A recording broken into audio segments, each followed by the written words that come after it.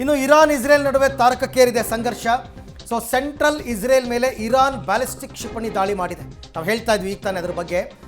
ನಾಗರಿಕರನ್ನು ಗುರಿಯಾಗಿಸಿ ಜನವಸತಿ ಪ್ರದೇಶಗಳ ಮೇಲೆ ದಾಳಿ, ಇದು ತಪ್ಪು. ಇದೇ ಕೆರಳಿಸೋದು.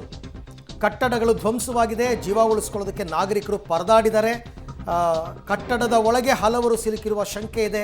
ರಕ್ಷಣಾ ಕಾರ್ಯಾಚರಣೆ ತೀವ್ರಗತಿಯಲ್ಲಿ ನಡೀತಾ ಇದೆ ಇಸ್ರೇಲ್ನಲ್ಲಿ.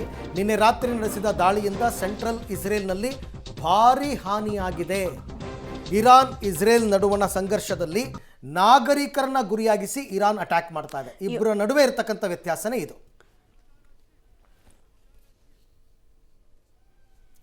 ಈ ಬಗ್ಗೆ ಮತ್ತಷ್ಟು ಮಾಹಿತಿ ನನ್ನ ಕೊಲೀಗ್ ಶಬೀರ್ ಅವರಿಂದ ಪಡ್ಕೊಳ್ಳೋಣ. ಶಬೀರ್, ಈಗ ಇಸ್ರೇಲ್ಗಿಂತ ಇರಾನ್ ತುಂಬ ಡಿಫ್ರೆಂಟಾಗಿ ಯುದ್ಧ ಮಾಡ್ತಿರೋದು. ಇರಾನ್ ಅವರು ನಾಗರಿಕರನ್ನ ಗುರಿಯಾಗಿಸಿ ದಾಳಿ ಮಾಡ್ತಾ ಇದ್ದಾರೆ. ಇದು ಆ್ಯಕ್ಚುಲಿ ಯುದ್ಧ ನೀತಿ ಅಲ್ಲ, ಬಟ್ ಆದರೂ ಈ ನಿರ್ಧಾರ ಯಾಕೆ, ಇದರ ಮುಂದಿನ ಪರಿಣಾಮ ಏನು ಅಂತ? ಅರವಿಂದ್, ನೋಡಿ, ಎರಡೂ ದೇಶಗಳಲ್ಲೂ ಕೂಡ ನಾಗರಿಕರ ಸಾವು ಹೆಚ್ಚಾಗ್ತಾ ಇರುವಂತದನ್ನ ಕೂಡ ನಾವು ಗಮನಿಸಬಹುದು. ಇಸ್ರೇಲ್ ದಾಳಿಯಿಂದಲೂ ಕೂಡ ಇರಾನ್ ನಲ್ಲಿ ಬಹಳ ದೊಡ್ಡ ಪ್ರಮಾಣದ ಸಾವು ನೋವುಗಳಾಗಿರುವಂತದನ್ನ ಕೂಡ ನಾವು ಇಲ್ಲಿ ಗಮನಿಸಬಹುದು. ಇಸ್ರೇಲ್ ಒಂದು ಕಡೆಗೆ ನಾಗರಿಕರು ಎಚ್ಚರಿಕೆಯನ್ನು ವಹಿಸಬೇಕು ಅನ್ನುವಂತ ಮೆಸೇಜ್ ಅನ್ನ ಪಾಸ್ ಮಾಡಿ ದಾಳಿಯನ್ನ ಮಾಡ್ತಾ ಇದೆ. ಆದಾಗ್ಯೂ ಕೂಡ ಇರಾನ್ ನಲ್ಲಿ ದೊಡ್ಡ ಪ್ರಮಾಣದ ಸಾವು ನೋವುಗಳು ಆಗ್ತಾ ಇರುವಂತದ್ರ ಬಗ್ಗೆ ವರದಿಗಳು ಬರ್ತಾ ಇದಾವೆ.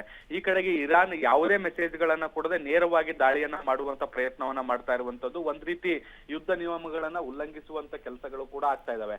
ನೋಡಿ, ಯುದ್ಧಗಳಲ್ಲಿ ಸಹಜವಾಗಿ ರಾತ್ರಿ ದಾಳಿಗಳಾಗಬೇಕು. ಅಂದ್ರೆ ಹಗಲೊತ್ತು ದಾಳಿಗಳಾದ್ರೆ ಜನಸಾಮಾನ್ಯರಿಗೆ ತೊಂದರೆ ಆಗುತ್ತೆ. ನಾಗರಿಕ ಪ್ರದೇಶಗಳ ಮೇಲೆ ದಾಳಿ ಆದಂತ ಸಂದರ್ಭದಲ್ಲಿ ಅಲ್ಲಿ ದೊಡ್ಡ ಪ್ರಮಾಣದ ಅನಾಹುತಗಳಾಗುವಂತ ಸಾಧ್ಯತೆಗಳಿರ್ತವೆ. ಜನರು ಓಡಾಡುವಂತಹ ಸನ್ನಿವೇಶಗಳಲ್ಲಿ ಬಾಂಬ್ ದಾಳಿಗಳಾಗಬಾರದು ಅನ್ನುವಂತ ಕಾರಣಕ್ಕೆ ರಾತ್ರಿ ಹೊತ್ತು ಮಿಲಿಟರಿ ನೆಲೆಗಳನ್ನ ಗುರಿಯಾಗಿಸ್ಕೊಂಡು ದಾಳಿ ಮಾಡುವಂತ ಕೆಲಸವನ್ನ ಬೇರೆ ಬೇರೆ ದೇಶಗಳು ಮಾಡ್ತವೆ.